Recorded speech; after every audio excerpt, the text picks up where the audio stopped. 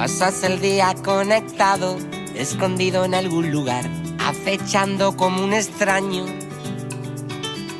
controlando con tu mano alguna falsa realidad, sin entender lo que está pasando.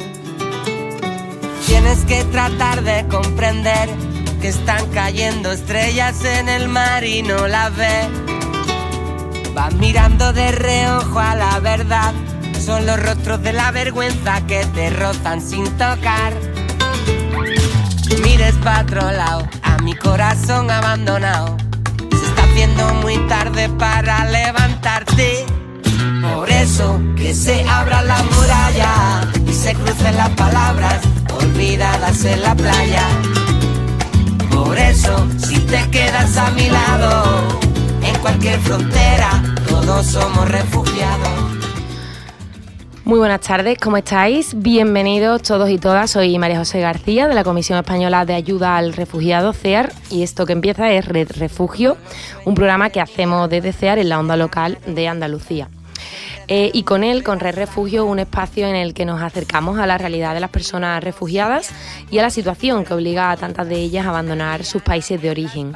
El objetivo de Red Refugio es que la sociedad andaluza comprenda el fenómeno migratorio y, por supuesto, promover valores como la solidaridad, la empatía o la convivencia intercultural.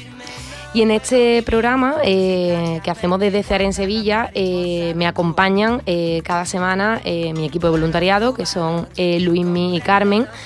Carmen estuvo la semana pasada con nosotros y le damos la bienvenida a Luismi. ¿Cuánto tiempo, Luismi? Hola, ¿Dónde buenas anda? tardes. Pues nada, tú sabes que a un jubilado siempre le salen cosas, Planes, ¿no? Planes, claro. Qué Entonces, bien. no es que me olvide, pero bueno, en fin, aquí estamos otra vez con nueva invitada, ¿no? Sí, Colaboradora. con nueva colaboradora que ya se estrenó la semana pasada, Saray, ¿qué tal? No tan nueva. Bien, contenta. Muy bien, pues nada, muy contentos de que estéis los dos hoy aquí. Arrancamos marzo y aunque ya el lunes estamos a día 3, marzo ha empezado con un tema importante y os digo esto porque el 1 de marzo, el sábado, se conmemoraba el Día Internacional para la Cero Discriminación. Una jornada que nacía con el objetivo de plantarle cara a la discriminación sea cual sea. Sabemos que actualmente la discriminación racial o étnica gana terreno en contextos como son las redes sociales y lo hemos comentado ya en alguna ocasión y además hace poquito. Por eso hoy queríamos hacer hincapié en este tema y en cómo combatir y también cómo identificar casos de racismo y xenofobia. Somos refugiados en cualquier frontera, todos somos refugiados en cualquier frontera, nadie es separado. En cualquier frontera, todos somos refugiados.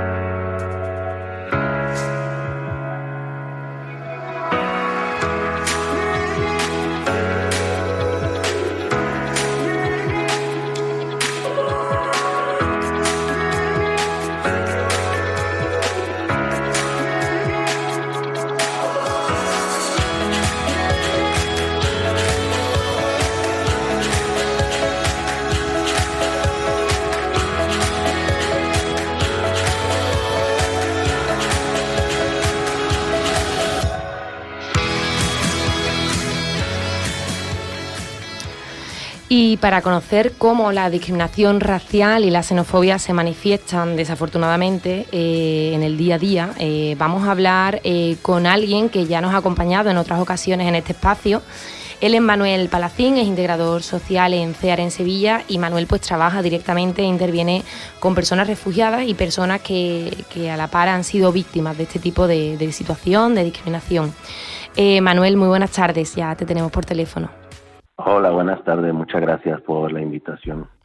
Gracias a ti por estar en una nueva ocasión con nosotras y bueno, hoy estamos hablando, como ya te imaginas, ¿no? Sobre racismo, xenofobia, cómo combatir discursos, situaciones, ¿no? de discriminación racial y étnica. Antes de profundizar un poquito en la cuestión, nos gustaría aterrizar estos términos, racismo y xenofobia, que quizás se confunden. Habrá quien piense que es lo mismo, quien piense que hay una leve diferencia. ¿Cómo definimos el racismo y cómo definimos la xenofobia, Manuel? Bueno, estos dos términos sí que tienen una diferencia, ¿sí? Pero a su vez podemos decir que se asemejan porque son formas de intolerancia y de discriminación contrarias a lo que son los derechos humanos, ¿no? Entonces esa vulneración a las personas en eso es su similitud, pero la xenofobia y el racismo pues se diferencian en que la xenofobia son prejuicios o conductas que rechazan a otras personas, las desprecian, ¿no? Por el solo hecho de no ser o no tener una identidad de comunidad, sociedad o país, ¿no? Es el rechazo al extranjero. Ujú. Y el racismo es una ideología, donde hay un grupo étnico, una raza que se considera superior a otra y bueno, pues esto motiva a que haya una discriminación, una persecución de esos otros con los que conviven, ¿no? Porque normalmente teniendo esa ideología de racismo, pues se ve como a los otros, a los diferentes, y eso causa bastante problema. Por eso, todas estas doctrinas de superioridad racial y todas estas historias, pues están científicamente desmentidas, son falsas, y por eso estas cuestiones yo creo que tienen que ser moralmente condenables y socialmente injustas y peligrosas, ¿no? Tienen que ser determinadas como tal. Efectivamente. Y yo te quería preguntar, Manuel, porque estos comportamientos xenófobos y racistas, ¿cómo se manifiestan? Sobre todo hablando sobre las redes sociales, acciones cotidianas que podríamos hacer que ni siquiera nos damos cuenta, o incluso dentro de los trámites burocráticos. Bueno, esto se da en todos los ámbitos o en casi todos los ámbitos lastimosamente, y muchas veces por desconocimiento, ¿no? Otras veces porque actuamos por medio de un impulso de que hemos escuchado algo y lo aplicamos sin tener una base para hacerlo. Cierto que se da en cuestión de apertura de una cuenta bancaria, en un médico, en el acceso a la vivienda, y aparte de esto, vemos como en esas discriminaciones pues se acompañan por otro tipo de discriminaciones, ya sean por género, ya sea, bueno, ahí es muy variado, cuestión que siempre lleva a un mismo punto, a discriminar y a vetar a una persona. Bueno, Manuel, pero resulta que el tema de las redes sociales no ayuda a nada, ¿no? Eso porque, claro, nadie lo firma, o hay gente que no lo firma, entonces no se sabe de dónde viene, digamos, la acusación. Y esto, claro, suponemos que tiene un impacto bastante importante en la vida de estas personas de las que hablamos aquí en este programa, personas migrantes, refugiadas, con las que trabajamos. En Sí. tu trabajo como integrador social, ¿algún caso que nos podrías nombrar de alguna persona que haya sufrido este tipo de discriminación en redes? Hombre, claro. Lo que pasa es que, bueno, no me gustaría, digamos, entrar en un caso concreto como tal, pero sí que he tenido conocimiento por medio del servicio de discriminación de personas que me han enseñado, y es bastante brutal la forma como se le acosa en ese sentido, ¿no? Teniendo unos sesgos bastante identificables de xenofobia y racismo, incluso de delitos de odio. Sí. Y a nivel general, lo que tú mencionabas, es cierto que las redes sociales en ese sentido están causando un gran problema, pero a pesar de que no se firmen, sí que hay unas personas especializadas en el seguimiento de todas estas cuestiones, y sí se logra detectar y bloquear. De todas formas, hoy en día se están creando muchísimas herramientas para el bloqueo de todas esas cuestiones. Y como la mente es tan amplia y mucha gente tiene mucho tiempo, pues las personas van creando nuevas formas de discriminar, pero estas clínicas especializadas o esta gente especializada en hacer estos seguimientos, pues van bloqueando, ¿no? Pero sí que causa bastante daño, y bueno, es una cuestión que se está trabajando desde los servicios de discriminación y desde incluso el ministerio y tal.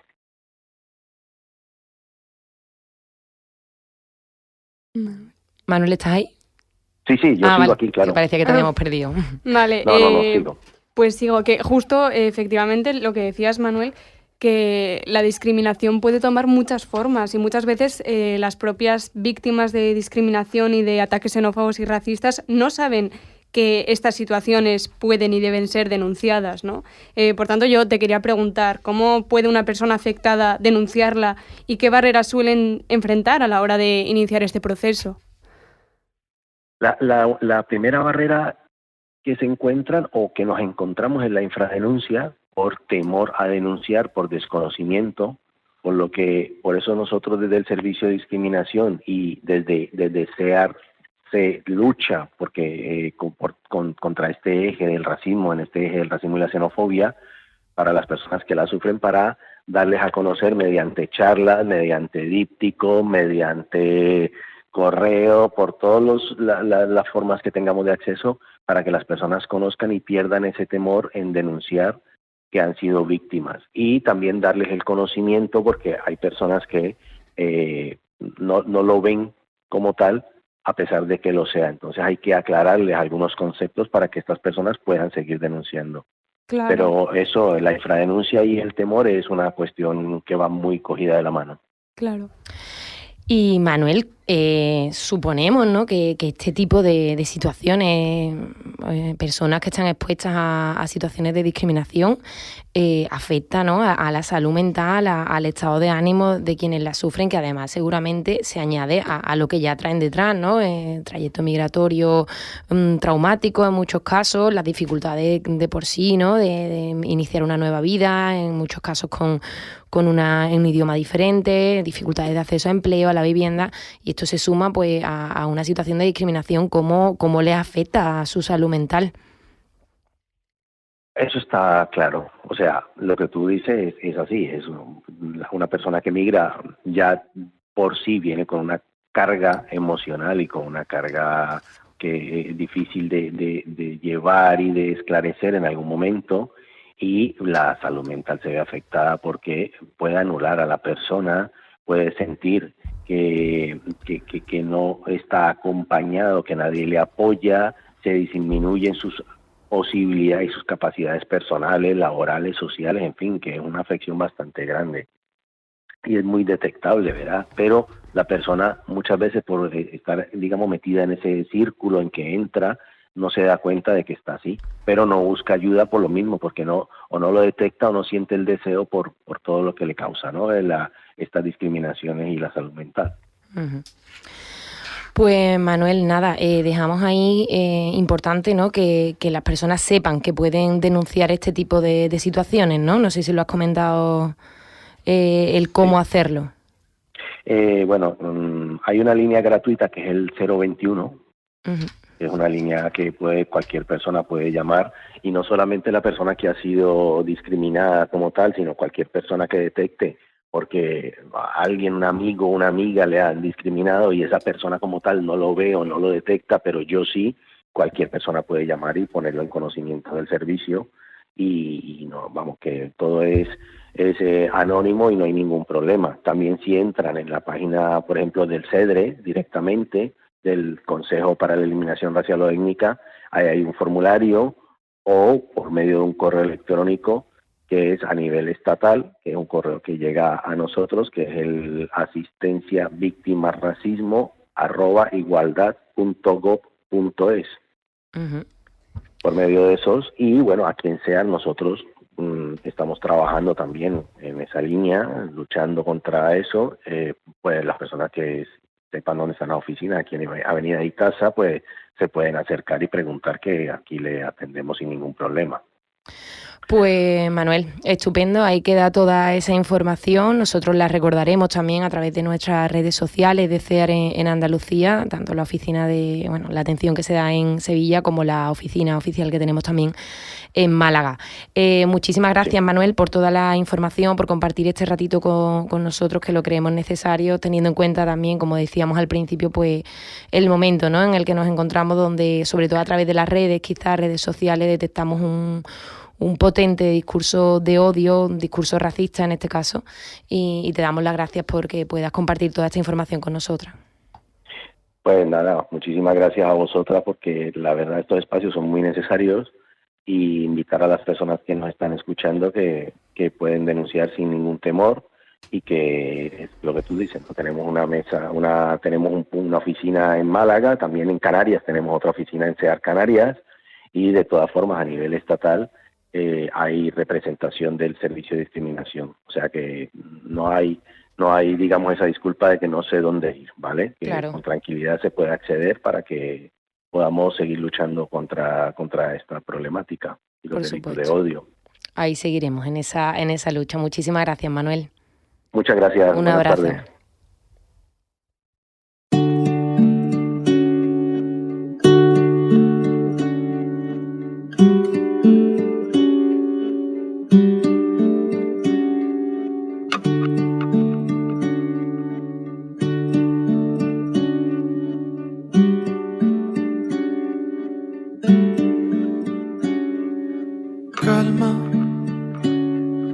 Calma, todo va. Quizás soy yo demasiado insistente, ¿no?, con el tema de las redes sociales, pero bueno, al final es algo que, aunque Luismi no tiene redes sociales, si no me equivoco, sí, tengo, lo que pasa que no las usa mucho, ¿no?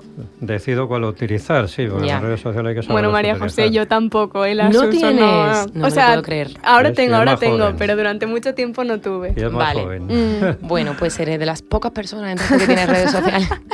No, pero es cierto que las redes, al final también por el trabajo, ¿no?, que gestionamos las redes de CEAR en Andalucía, y es donde más estoy, digamos, ¿no?, en las redes, que parece que una no se desconecta. Desafortunadamente me gustaría desconectarme más de ella, Yo sí, pero María José. es cierto que yo sí, personalmente ya, ¿no?, en mis redes personales, pues sí que veo un incremento de ese discurso de odio que al final pues alienta a que se den situaciones de discriminación en el día a día, ¿no? Entonces sí que me parece importante también eso que él decía, ¿no?, que la gente sepa que esto se puede denunciar, porque muchas veces cuando hablo con algunas de las personas que acogemos y me han contado alguna situación de discriminación, ¿vale?, pues ellos a veces ni lo identifican, ¿no? O si lo identifican dicen, bueno, pero yo paso, yo no he hecho cuenta, no me afecta, ¿no? Entonces muchas discriminaciones se quedan ahí sin denunciar, sin darles voz o visibilidad, y creo que es importante que se le dé, ¿no?, y combatir esta situación. Bueno, de todos modos parece que, aunque no participemos mucho, Sara y yo, en redes sociales, que las estamos demonizando, ¿no? Y no es así. Hay que saberlas utilizar, pero lo que sí que es cierto, que era una de las reflexiones que yo hacía ahora al hilo de los comentarios de Manuel, es que este tipo de discriminaciones, que van acompañadas normalmente de bulos, pues siguen un camino contrario a la destrucción de un edificio, ¿no? Cuando queremos echar abajo un edificio, le ponemos una bomba y se cae en 2 segundos. Es decir, un edificio tarda mucho menos en destruirse que en construirse, ¿no? En las redes sociales o a través de redes sociales, el problema de este tipo de discriminaciones como de las que estamos hablando tardan mucho más en desaparecer que en instalarse. No sé si estás de acuerdo tú, Saray. Sí, es así. Tardan nada en instalarse, pero tardan mucho en quitártelas de encima. Un mensaje de odio equivale a cientos y cientos de mensajes de aprobación, y luego al final con las redes sociales estamos inundadas, completamente inundadas de discursos de odio y discursos vacíos, y dentro de esa inundación encontrar una pequeña barquita en la que estar un poco a salvo es difícil. Hay que saberlos leer, ¿no? Uh-huh. También. Y ahí hay parte de cultura, o de incultura, mucha, ¿no? Claro. De cómo se leen los medios de comunicación, de cómo se leen, o si se leen o no, estos medios también que no sé si mal llamados redes sociales, ¿no? Entonces es muy peligroso, porque además, en ese sentido, todos somos vulnerables, o sea, todos somos potencialmente atacables, ¿no? Sea por el motivo racial, xenófobo o no, y lo estamos viendo cada día. Y potencialmente atacantes. O... También. Eso es, claro. Claro. O sea, es un medio fantástico para quienes lo quieren utilizar, y no para hacer precisamente un mensaje en positivo, ¿no? Claro. Hay mucho de cobardía también. Sí, el anonimato también El ayuda, ¿no? Porque anonimato, luego... el anonimato esconde siempre la cobardía, Sí. creo yo. Vamos. Sí. Pues estaba acordándome que ahora que estamos ya saliendo del carnaval del concurso, pero ahora está el carnaval de Cádiz, veía un vídeo el otro día de un chirigotero que decía, bueno, en las redes sociales a mí me dan mucha caña, ¿no? Me insultan mucho, se meten con mi agrupación, pero luego a mí por la calle nadie me dice nada, ¿no? Entonces, Claro. es como dice, yo no he hecho cuenta de las redes porque al final eso es alimentar un caldo que no te trae nada bueno, y yo en mi vida luego no veo. Entonces es eso, el anonimato también ayuda mucho a esa valentía, quizá.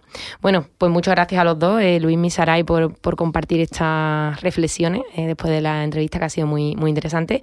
Y bueno, seguimos.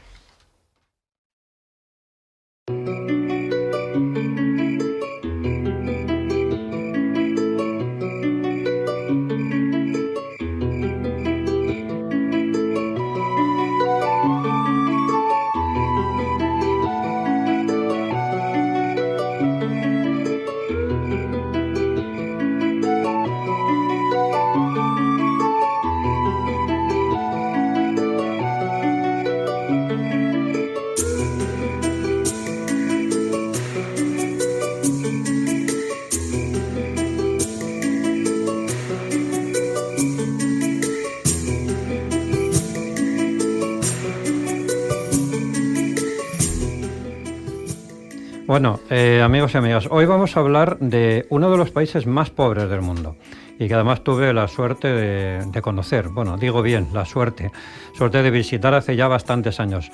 Bangladesh. Bangladesh viene de Bangla, o perteneciente a Bengala, y de Desha, país. Un país situado en pleno delta del Ganges, lo que provoca, como vamos a ver luego, continuas inundaciones y desastres naturales. Es el 8º país más poblado del mundo, pero el primero con más densidad de población.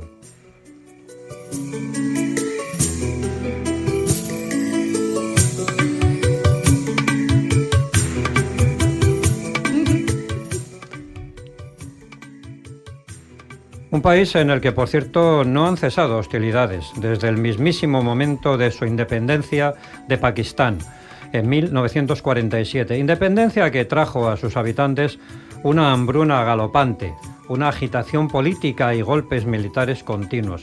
Y todo eso a pesar de la instauración de una democracia parlamentaria que vino con esta independencia, pero que, según se ha ido viendo por décadas, resultó ser ficticia a todos los efectos.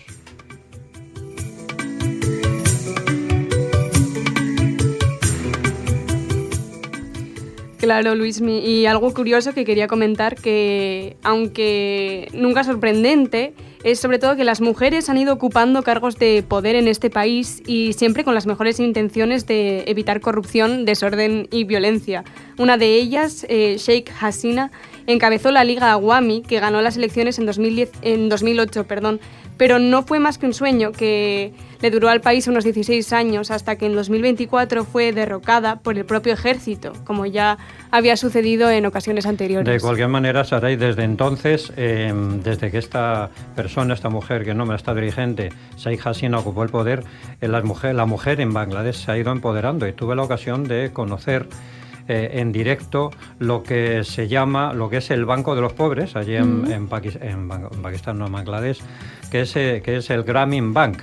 Lo conocí hace ya bastantes años de la mano de una persona que trabajaba aquí en el tema de microcréditos, porque resulta que ese Grameen Bank o Banco de los Pobres lo creó Mohamed Yunus, que entonces acababa de ser nombrado, digamos, defensor de la paz, fue Premio Nobel de la Paz, y creó un banco que es el Banco de los Pobres, mediante el cual le daba pequeños créditos, microcréditos, a las mujeres. Curiosamente, a las mujeres se fiaba más de que las mujeres esos pequeños créditos que les daba para montar su pequeño negocio y poder sobrevivir de él, ese negocio, se lo pudieran devolver.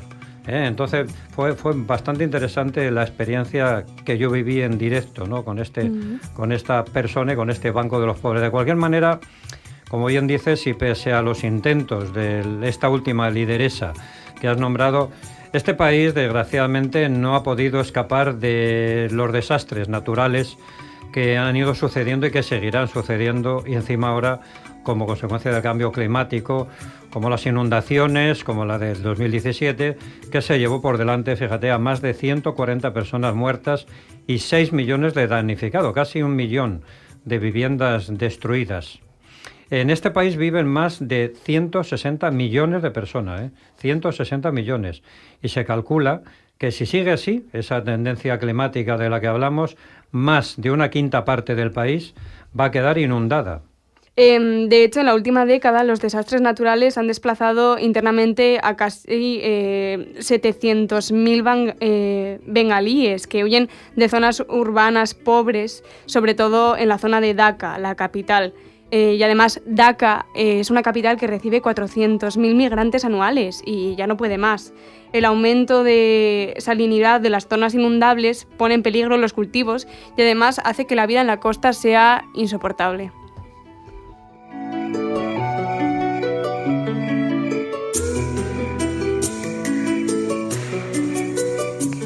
Además, de todos modos, en Dhaka la vida no es fácil y quienes llegan ahí esperando un futuro mejor lo tienen todavía más complicado.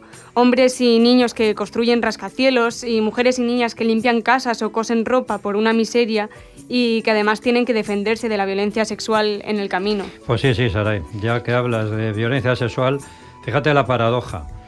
Muchos de los prostíbulos que explotan niñas esclavas sexuales fueron construidos por los ingleses en época colonial Y curiosamente, actualmente el Reino Unido es quien alberga el mayor número de refugiados bengalíes en el mundo.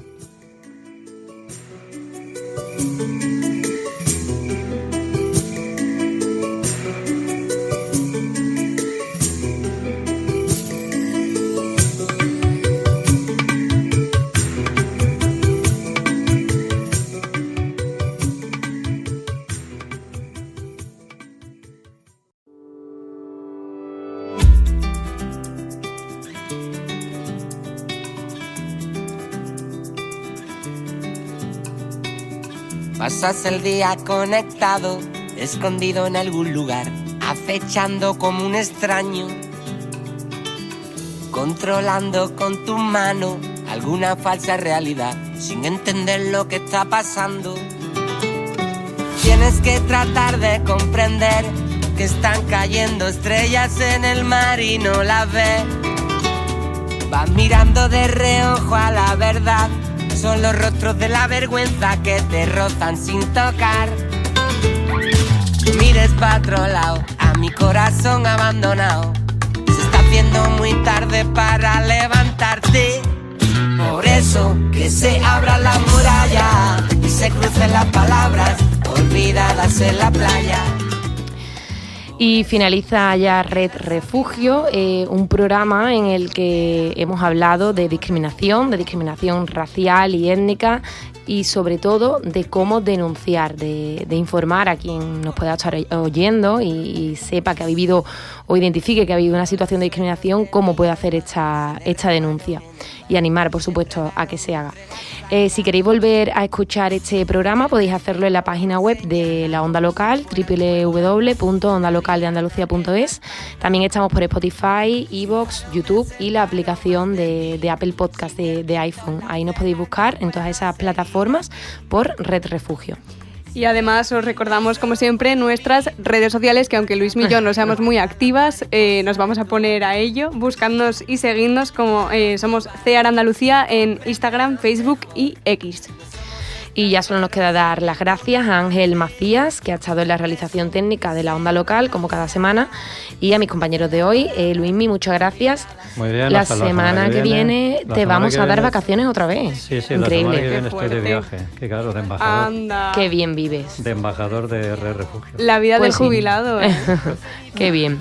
Y bueno, Sara, y a ti sí te vemos la semana que viene. Muchas gracias. Siempre voy a estar por aquí.